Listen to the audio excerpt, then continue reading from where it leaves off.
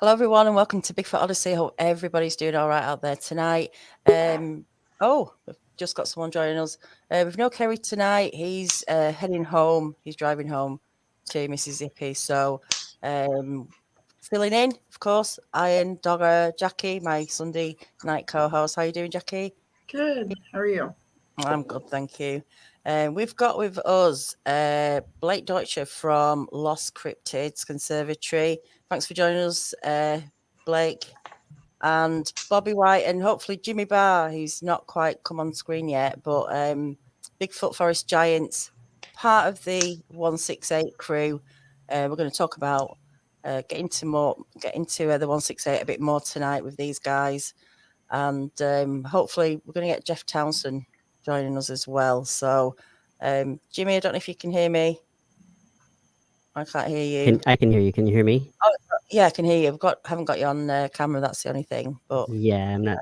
I'm pretty ugly anyway. I'm just trying to figure it out. You've got your normally face it pops right in. Yeah. All right. Well, it's okay. I got this ugliness down to a science. Don't be silly. Right. Let's start. I'm gonna leave studio real quick and come back in. All right. Bye. Let's start with Blake. I know that you guys were quite inventive with your experiments, and you had lots of ideas.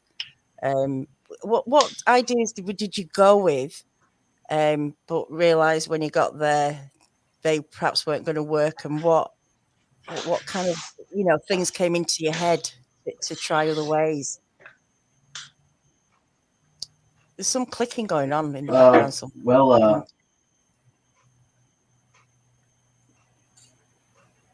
Sorry. Being here in Michigan, we're used to going through the swamps and going in water. And when you get to Florida, those are very hazardous, with crocodiles and stuff, alligators. And mating season, so they're actually on the move. So the terrain was way more extreme with the potential of dangers with venomous snakes. You actually got poisonous spiders down there. Even the grass will actually slice you up if you don't have proper clothing when you're going through the brush. So I had to take it a little bit more slower than what we're used to. But some of the other ideas that seemed to work was having a person lag behind the group as kind of bait, and it seemed to draw them in certain areas. And sometimes making a little bit of calls at night, little whoops, not call blasting, but just a low whoop. And then, those are some of the things that seem to have worked. Did you feel, worried at any point when you do these whoops, kind of like inviting them to communicate with you almost, or at least take some interest in you? Do you ever worry that you're maybe, pushing it a bit too far? Yeah, it does cross the mind a lot, because you never know what the situation can unfold. You could have a good interaction or, very, very bad interaction. But being out there, we try to get them curious to us. So we try different things. I was also speaking some actual Native American phrases from Florida, from different tribes, to get any kind of response. So thinking outside of the box, trying low whoops, being playful or friendly. If we threw a stick back, you try to do it in a friendly way, a playful way, because that will, hopefully get the curiosity up. And if they're intelligent enough, they're going to understand that you're not being harmful to them. Mm-hmm. And so anything to pique their interest, we were trying to do down there. Bobby, what about you? What were your expectations before you went? And then when you got there, what did things change for you? Your mindset? You're muted, Bobby. Sorry. Anyway, I was pretty excited to go because me and Jimmy had went there to the same general area, like, was it a week or two earlier? and we actually found a couple of 22-inch footprints out there. Wow. They're just unlike anything you've ever seen. But we found, it was like, I think it was 3 of them. There was one really good one, and then one that was okay, and one that was kind of an impression. But they were coming up out of some water, and the ground gets harder as you go up, so the prints got to be less and less, but it was enormous. So I was really excited to go out there. Didn't know what to expect. I couldn't be there for the whole thing because I had started a new job like literally 3 weeks earlier, and no vacation time. So it was just go down for the weekend, but was really looking forward to it. And and I ended up going out 4 different times in the time that I was there.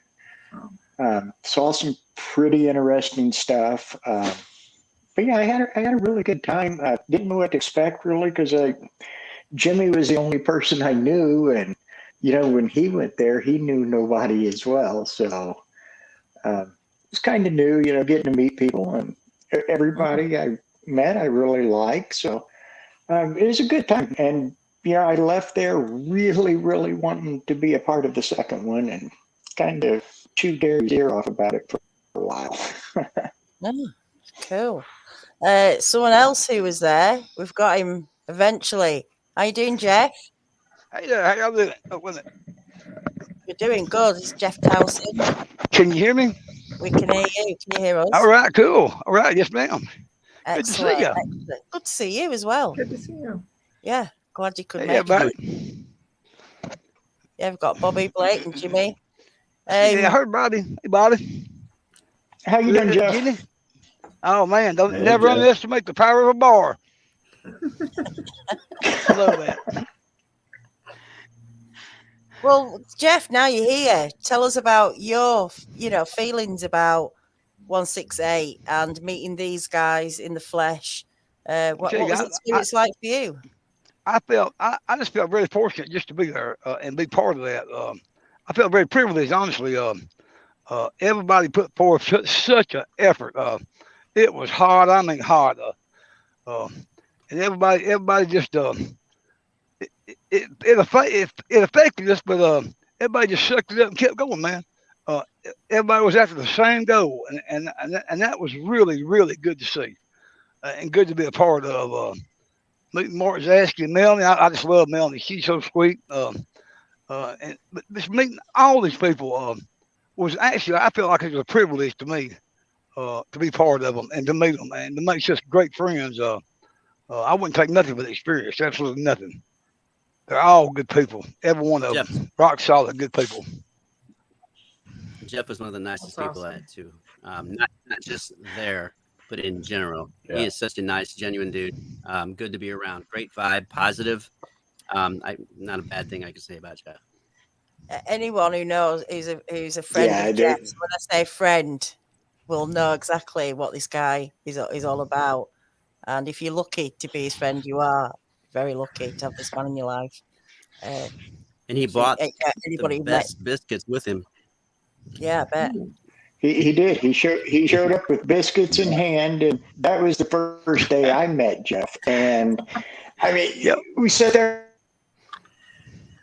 Oh, Cliffhanger. Well, I was 2 days late. I had to do something.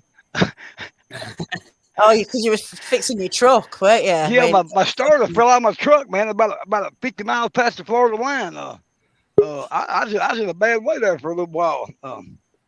He just waited for me to fix it. It was just get it cranked, drive it back home, and swap vehicles. What a nightmare! And I straight back. I mean, I had a long drive. That's determination. One thing I want to say is like some kind of, impression I've got from some comments that you read about 168, and people seem to think it's just about getting shots of Bigfoot, and it's just not about that. I mean, there's so much gone into it, so many layers of things to create what's happened and what you do.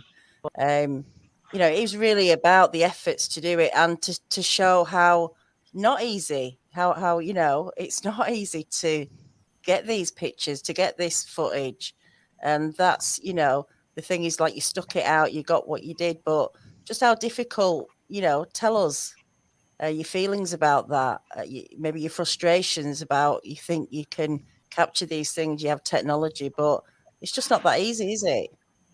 No, it's not. No, it's And not. I tried to living here in Florida, and Bobby knows, but we've gone and done the hiking and been covered head to toe in ticks. And when you encounter ticks, it's just a mental warfare game. As soon as you see one, you're no longer looking for Bigfoot.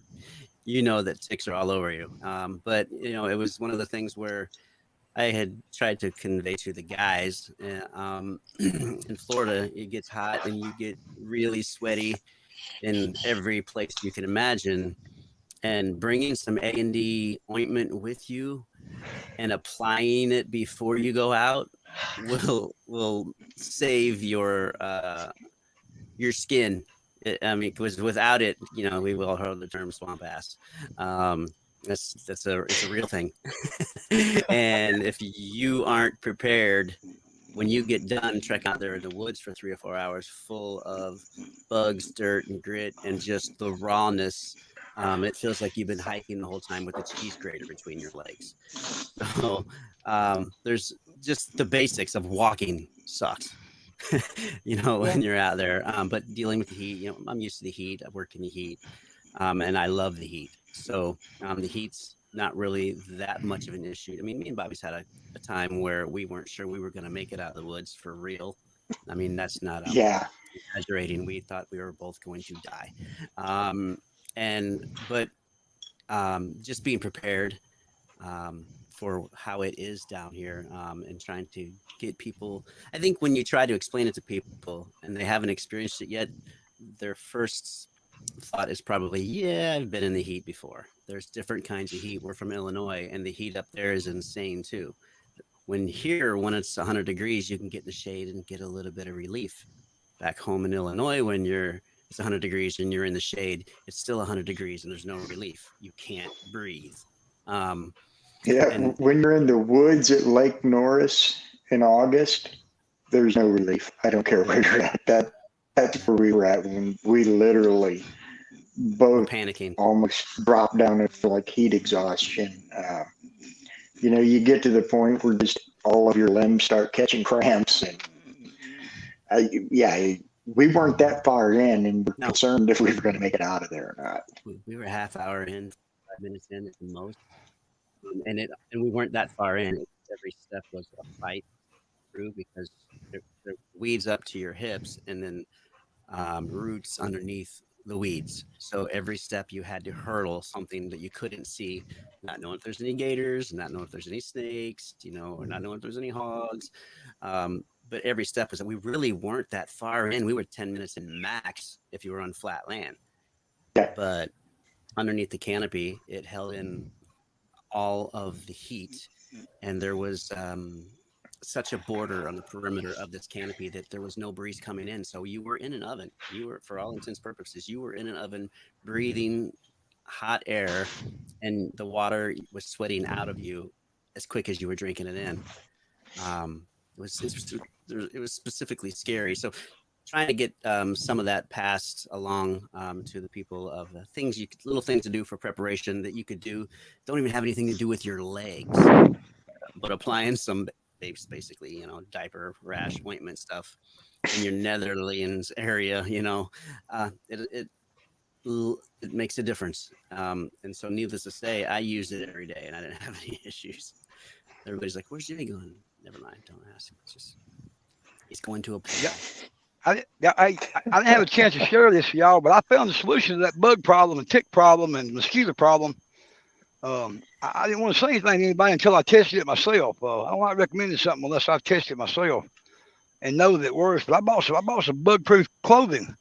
It's like it's kind of like Long John's, but it's, you know, much thinner. But it's the weave that it's made with.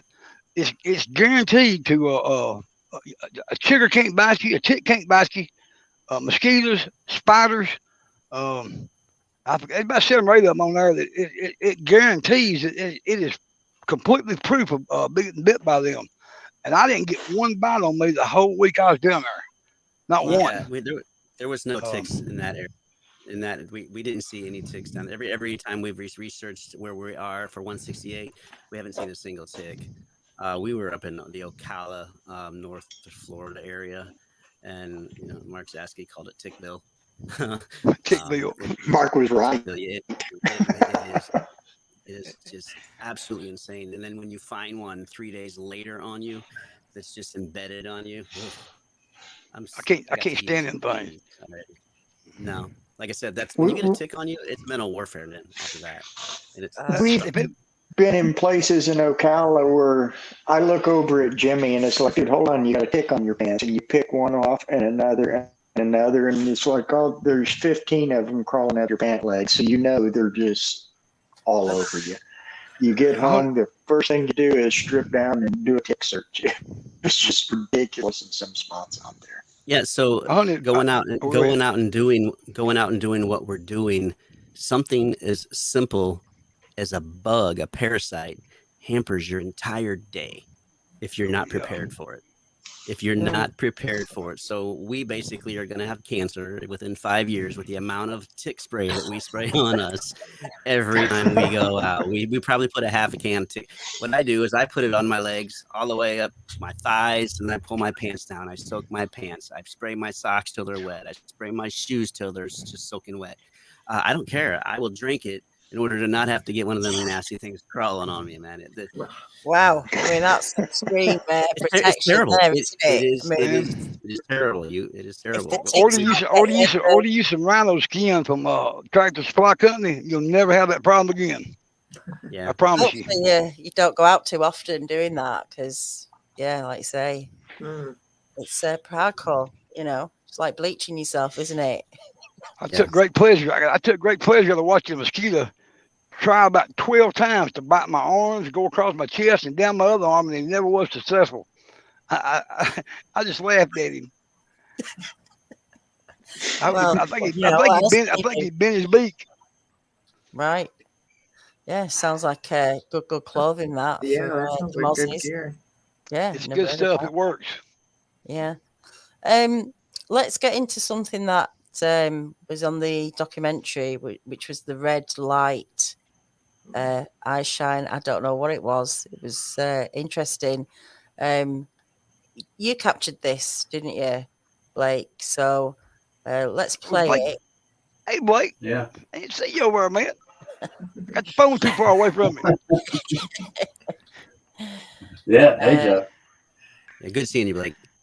You too, buddy. You're a good guy. It was very interesting. It was we were hearing stuff around us at this point, and just happened to catch it when it seemingly opened its eye, and then I was trying to see because I had an IR light attached to the psionic, so I was trying to see if it was first be able to eye shine or glow, and then secondly if it could see the IR light.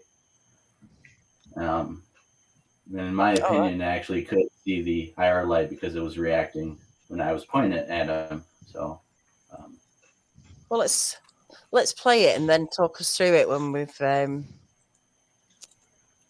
that's not it. That's not it. Yeah, my cat's eyes will shine red, late at night, but I'm trying to figure what animal's eyes would shine red. Here we go.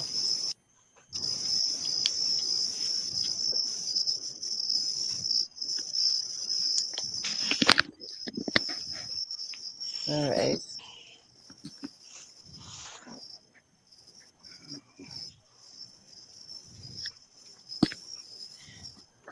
I got eye shine right in front of me.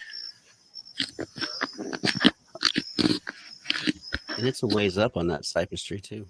I said, "There's eye shine right here, left of me." Yeah, it was directly left, one eyeball. 8. No, I think it sees an IR light.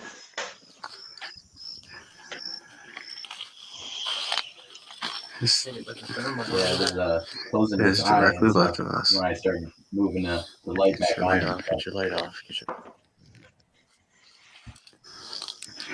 On the ground. No, it's up in the air. It's 8 feet up. It's right there.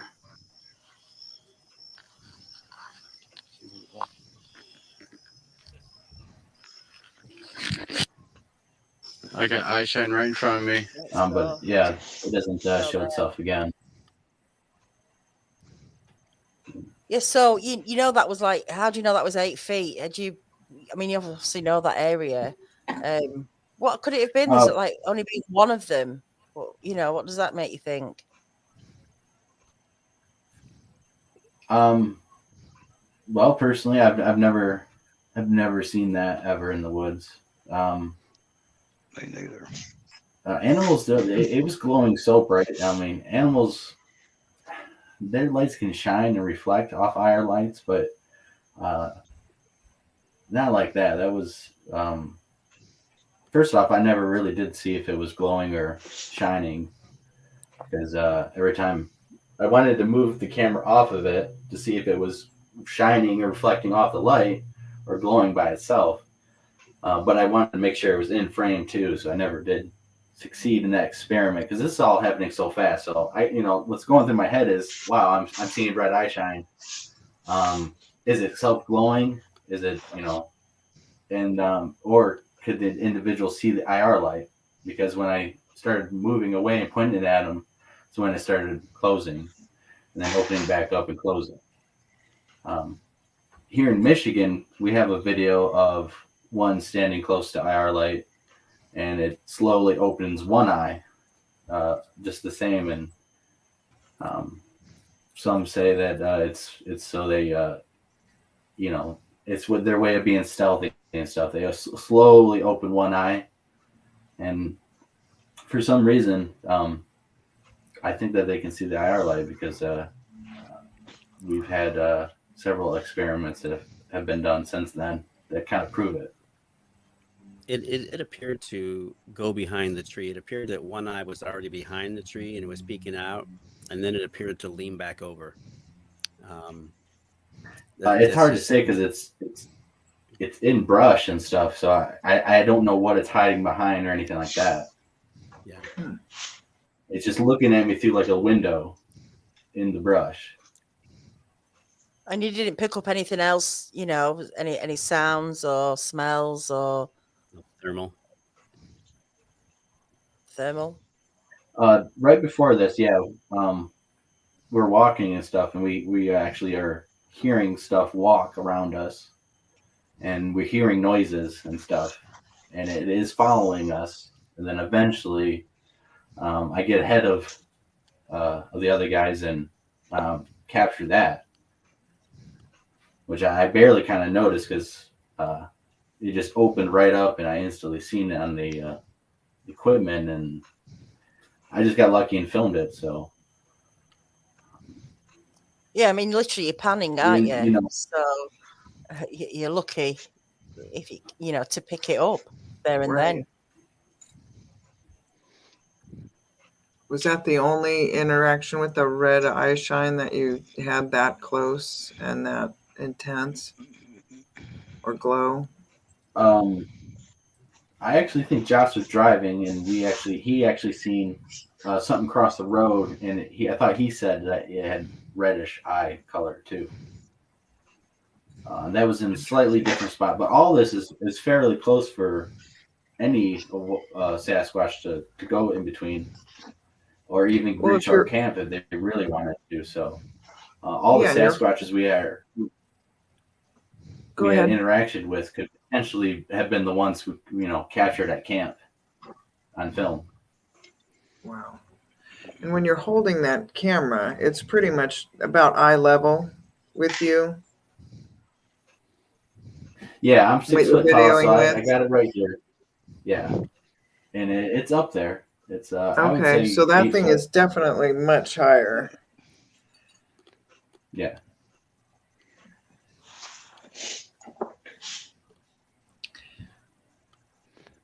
Hi, Doctor. Hi. How are you? Nice to meet I'm you. good. How you? Nice to meet you as well. This is a first. Yes, it is.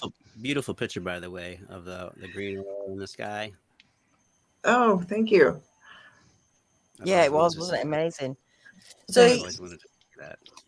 so Strangeland in the chat says, is that no chance of it being an orb? It didn't really look like an orb, did it? Didn't. Well, I mean, I'm not an expert on orbs, but Yeah. I've seemed never to be seen more. that. No, not like that. Well, no, I didn't think it was orb. It wasn't floating or anything. It seemed to correlate with the interaction we were getting with something following us, and moving with us in parallel. And then it was on the side where we were hearing sounds from. The orbs and stuff were seen in a different area. I think someone filmed them potentially. Me and Josh thought we had seen orbs flying in the sky at one point in a different area, but they weren't red and they didn't stick around. So, Captain Ron 7, could it have been up in the tree? I mean, you know, Jimmy, you know full well they hang out in trees, don't they? Yeah. It appeared, I could be wrong, it appeared that the tree that it was behind was a cypress tree. Am I right, Bob? It may have been. I mean, I couldn't tell in the dark, but there was a bunch of cypress trees out there. it's built like either cypress or a pine. Yeah, and it didn't appear to have any low branches. From the tree and did it look like it was behind? I mean, it's hard to say. It could have been two trees behind that, but the tree that it looked like was behind didn't look like it had any branches that were that high. It looked like that I could see anything lower. But again, and one growing out the backside of it. If it was an owl, that some people might be suggesting, there's always that potential. But I've never seen I mean, I'm not saying that they don't. I had to believe the red eye shine before I seen it, because I have never seen any red eye shine before in the woods. Yeah, it's interesting at the end of the day, isn't it? I mean, you don't know for certain what it is, but with the other things going on as well, it just makes interesting kind of conversation, doesn't it? What is this thing? Certainly don't see it a lot like that. How did you feel, Blake, seeing the film put together, the documentary put together, the other perspectives from everybody else? Did it come out like you thought it might do? Yeah, it came out better. I mean, honestly, it was really well put together. I've watched it a few times, and it was a lot of material to him to go through and pick and choosing from. So it's just really glad and surreal watching it. From being there all the way till now. Yeah. What about you, Jeff? He's gone. I think he just went to do something. He's clicked himself off. Click the wrong button. Yeah. He'll probably come back again, hopefully. I hope so. How you prepared then for the next one? How are you going to do things different? Do you know what you're going to do? New ideas? Anybody? I think they're going to recognize us when we go back. Honestly, I think they're going to recognize the individuals, and hopefully that causes them to have a better interaction with us, because that's what it's all about. Trying to pique their interest and trying to get the evidence, try to sneak and stuff, because we got a lot of different ideas, of course, and everyone's always heads are spinning. So there's a plethora of stuff we could try, and I'm sure we're going to definitely do it. So hopefully they recognize us, and that helps. And I have a feeling they will. Yeah, that'll definitely help. About you, Jimmy?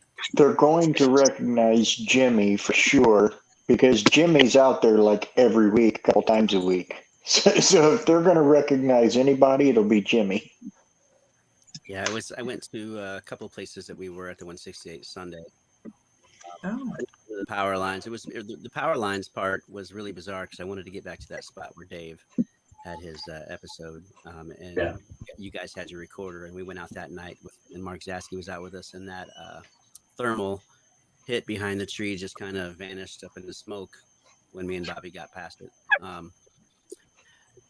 But once you get under the power lines, and I think it might be designed this way, it's just maybe it's a conspiracy thinking, but once you get under the power lines, the road goes downhill, and when it's wet, it's all submerged. So I wasn't going to try to drive my truck in there. Yeah. And I didn't know how far and how deep that water was going to get. I think maybe in about a week or so, I'm going to try it again because I really want to get back to that spot. I mean, where I go now and put all my recordings and stuff, I'm already in knee deep to thigh deep water, walking through the marsh with the gators and the snakes. But this, every road that I tried to go to on the power lines, once you got under the power lines, the road started to decline. It was flat the whole way. And once you got under the power lines towards where we wanted to go and where we've had activity, everything's submerged by water. And it's just me. Could it be designed like that on purpose? To keep people out. Most people aren't going to get themselves through knee deep, waist deep water with gators and snakes. Or is it just coincidence? Could be just coincidence. I didn't have anything with me to keep from getting in my truck with waist deep water and staying clean. And so I went to the next spot farther down. You take that road, that gravel road all the way down Blake, and it takes a left-hand turn and then immediately takes a right and back down there where you guys said you drove all the way down to you couldn't drive anymore and you got out and walked, and that's where the red eye shine was. That's where it was either you that told me that, Blake, or it was Josh. I can't remember which. But That's I went where down you there see and that across the road. yeah.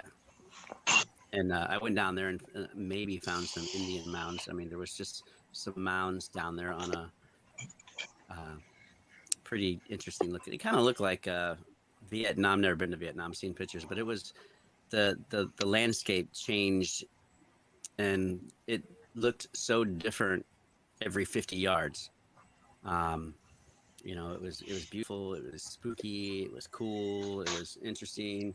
But I wanted to cross over to my left, but there was in places 20 feet between me and where I wanted to get to, and no idea how deep the water was or what was lurking beneath it.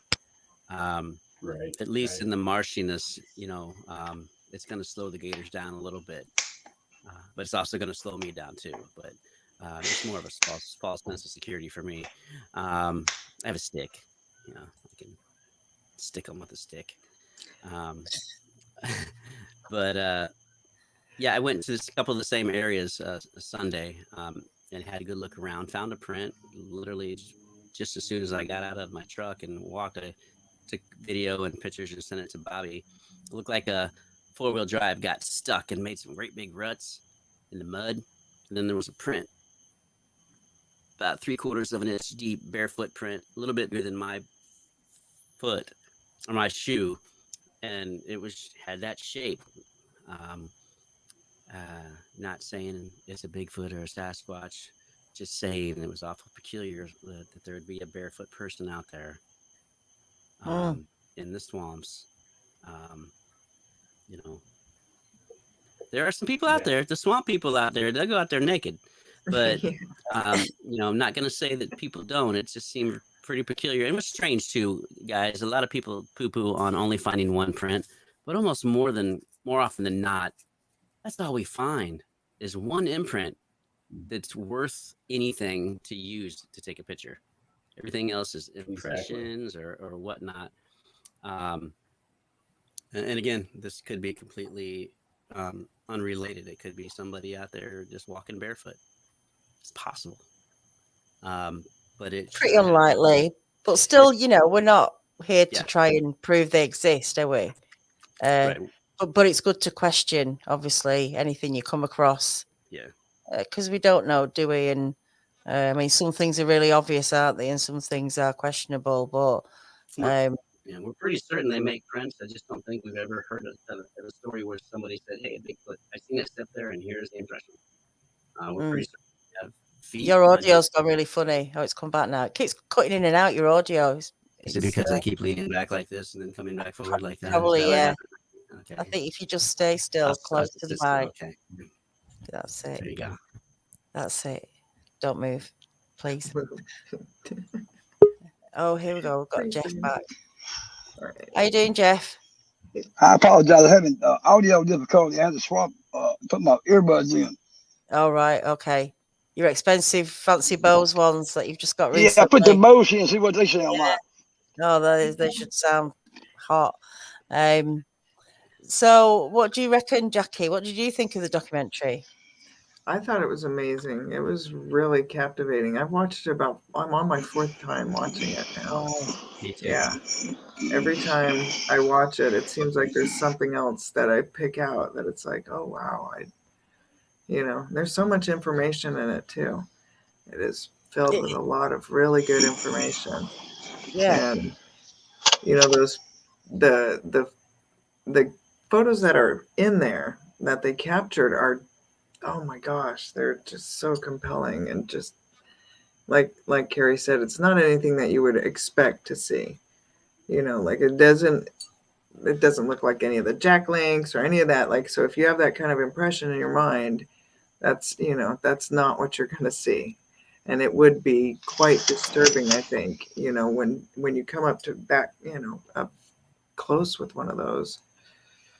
That's why I would, and you hear all the hunters say their face looks so human-like. Almost every hunter says that when they get them in their scopes, and they, if you've ever looked through a scope, that's like up front and close and personal. And so, I think it was really well done, very well done. I think our chances where we're at are higher than maybe some other places, because they have a limited place to where they can go. And me being the guy that was supposed to run in and chase one out if it was behind the tree, behind a bush or whatnot, so we could get it in motion. There's plenty of stills out there. There's only one with them in motion, and that was kind of my goal, to get it out there. Unfortunately, we did not get what we were going to get.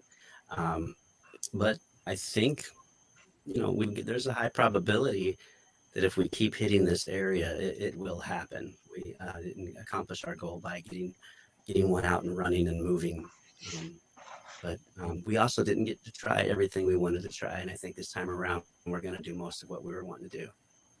Is there other gear you guys would bring differently? Like you said, there was a lot of areas that were, more swampy than you had thought. Like, is there anything you would do differently as far as that? Like kayak, would that have made a difference? Anything like that? Not in this area. Okay. Sorry. Yeah, I mean, you might have been able to use it to go down a canal and reach some other spot, but different equipment. I mean, bring in more equipment, more recorders and stuff. In terms of maybe some waders, actually, because to cross and to get into some of these spots where people don't go, we actually might have to go gator dipping a little bit, safely, of course. But these creatures all around, and they actually are not afraid to come up towards people and watch people and stuff. So I think where we're at definitely played a role. And they're just so unpredictable. So Yeah. They don't want to be hanging out around us and interacting. They won't. So it's all up to them. And there's been several reports of them coming out of the water, crossing swamp areas, crossing roads, going back into water. Several reports in the areas down here in Florida. I've seen a print going into the swampy area, small, kid size. And, they're not afraid to go in it. So if you're afraid to go in it, you're not going to find what you're looking for. And there's, Yeah. other than going down the canal and just going in a straight line,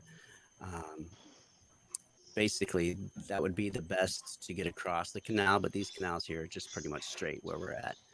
And it would be more ideal for crossing to the other side. There's just not a big system. They all kind of connect. I mean, they're just so unpredictable, aren't they? I mean, you couldn't plan it. You can't plan to find these things to a certain degree.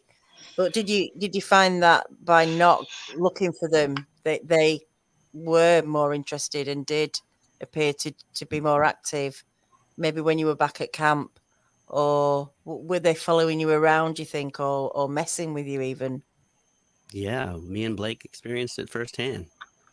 The night it was me, Blake, Mikey, Noel, and Chad. Mike's not here tonight. He does a little bit of stand-up comedy on the side, so he's not doing this thing. Can't hear you again. I don't know what's happening with your mic, but you going. I was right talking softer too. But yeah, Blake and I, and Mikey and Chad and Christopher Noel, we experienced that. We were occupied by something else at the time out in one area, and got one of the best vocalizations I've ever heard. Do you remember, Blake? Yeah. And it was so loud that I had the headphones on from the parabolics, and I heard it from outside the headphones. And then the night before, the very last night, all of us guys went out on that same trail. Carry a little fire on the trail. We talked, just sat there, tried to just relax, see if something would come in. And then on our way out, in that same exact area, what yelled at us, Christopher Noel got a rock thrown at him. And then Blake and Josh, you guys got a heat signature on the thermal, didn't you? Yeah. Yeah, we got it. We're actually trying to go after it. Right. And that's exactly the rock got thrown. And that's exactly where that yell came from. And I told Kerry, man, if it's on there, you're gonna have the next best Ohio howl. I mean, it was 60 yards away, maybe. It was crazy loud. I tried to mimic it. We ran around. We were all just crazy excited. We ran around, and I'm pretty good at range and whatnot. But I couldn't be as powerful as what it was, and I couldn't be as low as what it was. And I had an 80s voice, an 80s hairband voice, so I got a pretty powerful voice, but I just could not. I couldn't match this. The tone was just too low, and it was too powerful. And then once it did its yell, it set the cows off way off in the distance. The cows just went crazy. Yeah. Yeah, it was awesome. We were preoccupied, not paying attention, and there was a little bit of an altercation, and it was almost like this thing was like, "Hey, you two yo-yos, knock it off," and that changed everything. We were like, "Oh my God, this is amazing." So we went after it as best we could, but there was just no signs, no heat signature. That was crazy. Yeah, I mean, when you guys first came in, me and Chris were in one area, and you three were in the other. That's where Mike had the flashlight get hit out of his hand and stuff, and pine cone come over our shoulder and land. That was wow. And at the same time, me and Chris are thinking we're having some kind of interaction. We're hearing stuff move. When we meet up, you guys go into the brush and are looking and stuff, and that's where I happened to glance and something crossed the road, and I did film it, and it looked like something humanoid crawling on all fours and across the road went towards you guys. And I mean, this all happened the same night, as the yell and all this. So I mean, we were having interaction. There's no doubt about it. But you didn't. Go ahead. It's so hard to get evidence of them because they really are masters of the woods. They can be right next to you, and you won't ever know. You said that you ran the heat. You tried to run a heat signature on the area as well, right? The one thing that I've been trying to like compare with is polar bears, because polar bears, if you ran heat on them, you're not going to see it. You will see their eyes, you will see other areas, but because their body is so well at conserving their heat, they don't show up. So I'm just kind of curious if that is the same thing, you know, that we're dealing with, and maybe they won't show up. You know, maybe if you catch, you know, some kind of area that has no hair or something on it, you might catch it, but maybe you're dealing with that kind of not phenomenon, but you know, they're dealing with that as well. Well, down here in Florida, the trees hold the heat much longer, so they're holding on to heat when the sun's down and it's dark. So you got more than just animal heat signature out there, and it's fading as you know the night goes on. You know, it's hard to tell what exactly is happening when it comes to them. But you know, there were incidences where we were out and we were certain that there was something 5 feet from us, and as we got up on it, it was just a tree. You know, but it's also, you know, illuminating a little bit of heat, given so it's not just the heat shape of the tree, it's still got some heat to it. So there's, you know, there's some of that you got to deal with too, as far as weeding out the heat signatures. But some of the thermals that guys got are much more advanced than the garbage stuff that I have. So the palm fronds hold heat really well. Even at midnight, you can still see those palms just glowing almost white. It's crazy how well they hold heat. But you know, you were saying about polar bears, Jackie, chickens are the same way. If I put a thermal on the chickens, you see their beak, you see their feet, and not a whole lot else. It's just like a 2 feet and a beak walking around. It's crazy. Wow. That's funny. Yeah, I don't know. I'm curious if maybe they are masters of that, you know, that holding, you know, conserving their heat so well that they're not going to show up on a thermal. Well, like, unless you catch their eyes or, yeah. Stacy Brown has a really good thermal that was taken here in Florida, and I mean, Yes, he does. really see the shape of it really, really well. So I don't know that they're as invisible to a thermal as a chicken and a polar bear. That's interesting, though. Definitely. Yeah, we've got them on thermal before too. That didn't record, but what they seemingly know how to do is stay out of the range of where you can see them, even if you're viewing with thermal.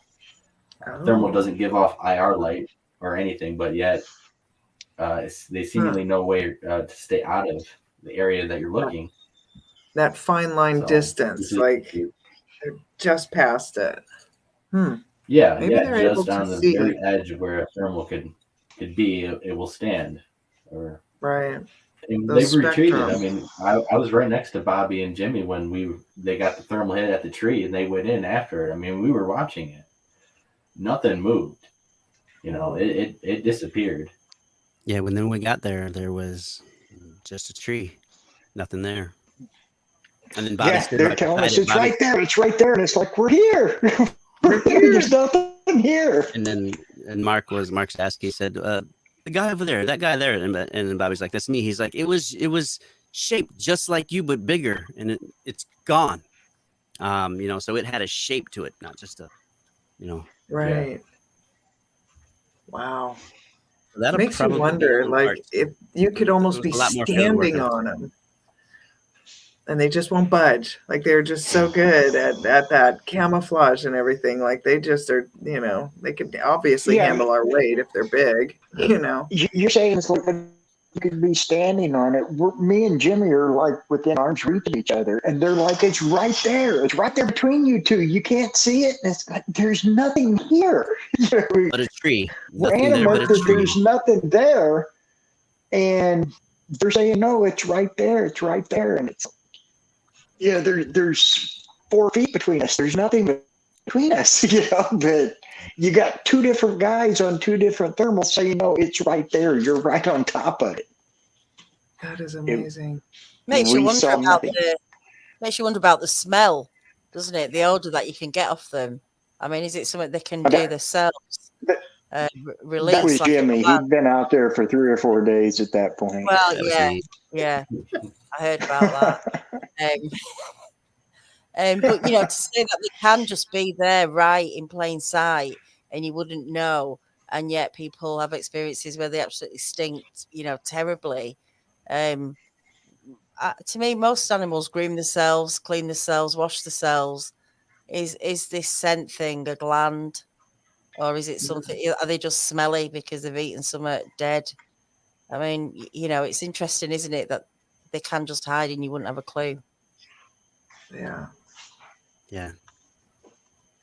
Yeah, it seems like it. Yeah, Timmy boy in chat. Yeah, this is part 1. There's going to be at least part 2, maybe part 3. He may be able to get it on maybe a bit longer. There, a lot more groundwork was done. Day 3, 4, 5, 6, 7. Just because things were happening, things were getting more exciting. We started getting a flow down. We started getting more together as a unit. Even though we were separate teams, we were all, mindset, checking out new places, following up with the new places, changing out recorders, changing out batteries, changing out video cameras, and all trying new techniques, setting up fake campsites. I think it was really cool. I think the icing on the cake was to know that we were in the right spot on the very last day packing up. One of the fellow campers that wasn't a part of 168 asked us what we were doing, and I told us what we were doing. And he started to tell me about an encounter he had in the exact same spot where we had the yell at us, like down that same trail in February. So he ended up talking about his encounter. Kerry videotaped him on the very last day, telling us about his encounter in the exact same area, which was just, for me, it was kind of like a Green Slam, kind of thing, validation for everything. And I've even talked to the FWC gentleman that took his report and followed up to him. Wow. That's So a taking perfect reports. way to wrap it up, too. Taking reports. They're taking reports. FWC is taking reports. Oh yeah. Wow. They definitely monitor that area. That area is fully controlled. They manage that area a lot. I mean, they know what's up. Yeah. And there was one that came out, right? One of the, or was it a park ranger that came out? That was the same gentleman that took the report of this camper. Interesting. Yeah. I mean, there's That's more. the same guy. That's mostly the same out there. guy too. All right. That's the same ranger that was a week or 2 later. Me and Jimmy went out to see if we could see the orbs again, and he asked us, "Hey, were you guys over here?" Yeah. 3 vehicles. Yeah. He's like, "Okay, we saw you on camera." So they definitely have cameras. I mean, where they are, we don't know, but he knew that we were out there with 3 different vehicles because they seen them. And then when he ran across us where we were at here, he asked, and it's like, yeah, that was us. So, they're watching out there. And then when I went back out to see if I could get a glimpse of the orbs myself in the same spot where they were seen, he was waiting by my truck, and I was doing a Facebook Live because I'm by myself in a spot that's just spooky. So I was doing a Facebook Live to basically talk and blabber to keep myself feeling better, not, a sissy. And he was waiting by my truck, and I told him about the hiker, the camper that told us the story. He was like, "Oh yeah, I was the one that took his report and did a follow up and went out there." And that was on my Facebook Live, and I was like, I didn't have permission to, I was already doing my Facebook Live and he came into my Facebook Live. So, but that was just, Bobby was listening on Facebook Live. He's like, I know. Yeah, for like half an hour. He's the one that came through our camp. He's the exact same FWC officer that came through our camp. and he asked me some questions, and I didn't think of the follow-up. I should have thought. I thought of it as soon as he left. He's like, so when you guys are out there and you're looking for these things, what do you call them? And when the one fell out of a tree 5 feet from me when I was a kid, I called it a monster. I didn't know what else to call it. I have no reference. I'm like, I called it a monster. He's like, there's so many other things that they call it. As he drove away, I was like, damn it. Why didn't you ask him, well, when you guys get reports, what do you call them? I should, when he left, all the good stuff, you think of all the good stuff, and I was like, yeah, I had all this on recording too, because that would have told me that they've got a language that they use when they're identifying them or talking about them. Well, you definitely know next time, won't you, to ask that? Absolutely. Yeah. Get that opportunity. It's great, isn't it? I just think as well, in the last few years, couple of years, there's so many more channels have come out, so much more awareness about these things. It must be getting harder and harder to, brush this under the carpet. Too many people getting affected and now having a platform to be able to come on and tell the stories that their encounters. It's just, you can't ignore it anymore, or it shouldn't be ignored anymore. And hopefully, everybody here is trying to contribute to spreading some sort of awareness in whatever way, shape, form that we can, because we shouldn't be the ones running around trying to find this thing. There should be someone, coming forward and being accountable for what's going on, just purely because of the after effects of these experiences for people, and, as well as letting people know what's going on.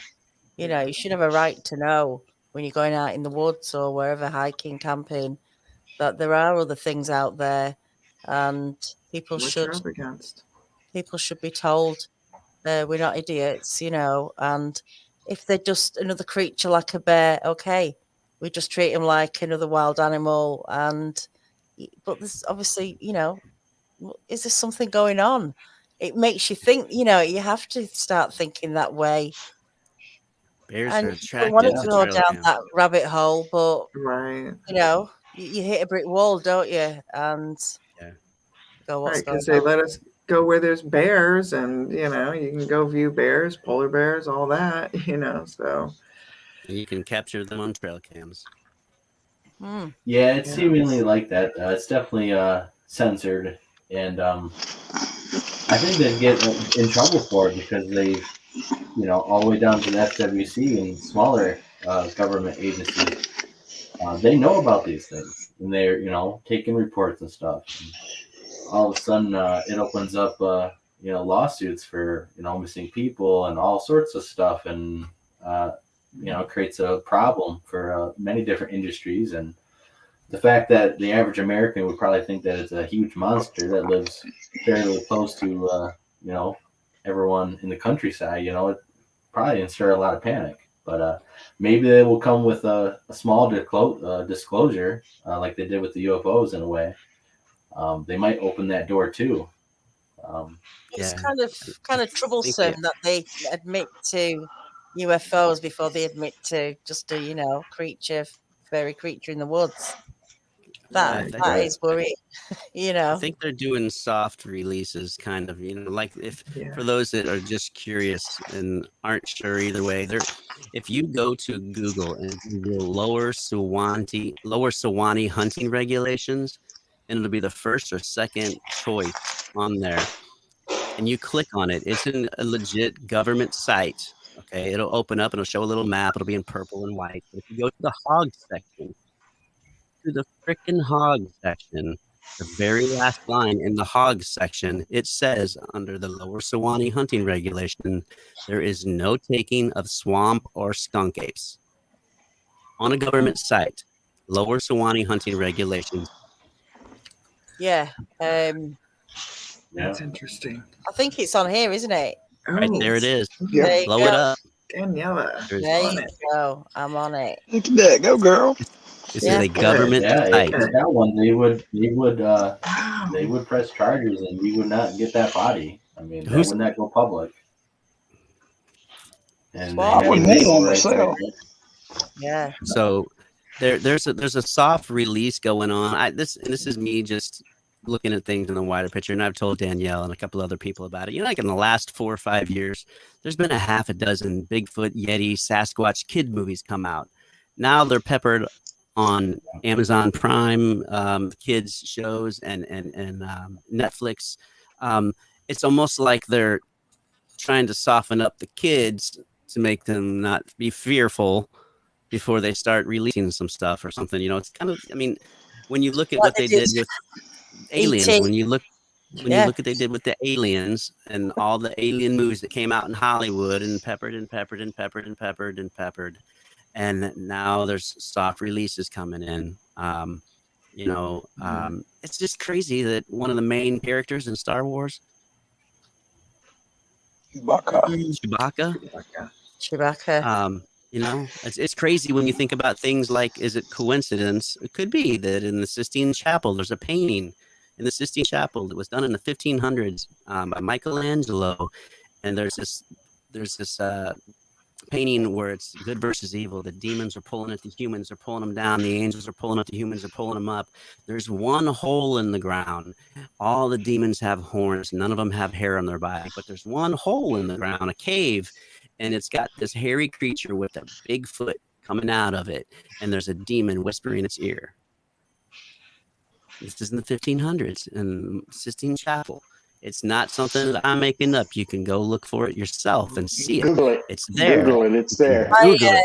I'm And trying to so- find it. Now, what inspired Michelangelo to make everything else a demon, but the thing that's coming out of the ground, where some people say that these things are from under the earth, caves. It's some weird stuff, man. I'm gonna have to check. And there's more. There's a lot of churches with those figures depicted, and some they call them woodwoos and stuff, and they have stories about them fighting for medieval kingdoms and actually bearing shields and stuff. They have paintings of these creatures in pose like a normal person would have renown.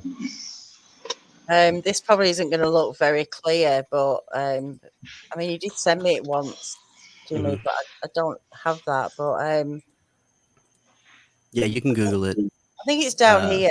I think it's Oh, I'm so intrigued. At the bottom, it's there's the cave. There's some candles and a crucifix there. yeah. It doesn't look very clear there, but if anyone gets it, In and between, gets the Can you third scroll candle. to the left? Is it okay? Keep going. There you go. The third candle from the left and the second candle from the left. There is one whispering into the ear of the other one, and his head's cocked. You can see his knee bent, and his foot is coming out. That's just not the best picture, but when you get a good picture, it's clear, man. That none of the demons have hair on them. This thing is covered in hair with no horns, and there's a great big foot coming out as it's starting to emerge, and it's like that demon's whispering in its ear. yeah, you can definitely see it when it's clearer. If you've got a clearer picture of it, I have seen that foot. I mean, it is interesting, isn't it? It's bizarre. It's bizarre. What is the inspiration? Well, What is the Chewbacca thing? He did that based on his dog, didn't he? That was, if you look into that, actually, he got that inspiration from his dog. He must have had a big, shaggy, furry dog. Texas Jack? The only reason I know about all the kids' movies is because I have a kid, and I watched every single one of them, and can probably recite every single one of them because my kids like to watch everything 6,000 times. So, I don't Google search kid stuff. I have to watch the kids stuff. I try to get them to watch things I want to watch. So, it doesn't always happen. I have a daughter. Oh, that's now. fair enough, isn't it? Yeah, well, they don't like the Wiggles. The Wiggles. The Wiggles. Oh, that was a terrible time. That was a terrible, terrible time. Oh dear. On that note, we better end. But guys, thank you so much for joining us tonight. The crew, part of the crew from the 168, and hopefully they'll be part of the next one whenever that happens. But I'm looking forward to part 2 coming out. I'm not putting any pressure on Kerry, obviously, because he's just got over making the first one. But he and Kerry and Bradley are going to be on Sawdust Beast tomorrow night. So go and check them out. I guess they'll be talking 168. So that'll be interesting, catching up with Mark and Larry over there. Thanks again to Blake, to Jimmie, to Bobby, and to Jeff for coming on tonight. And of course, Iron Dogger for keeping me company.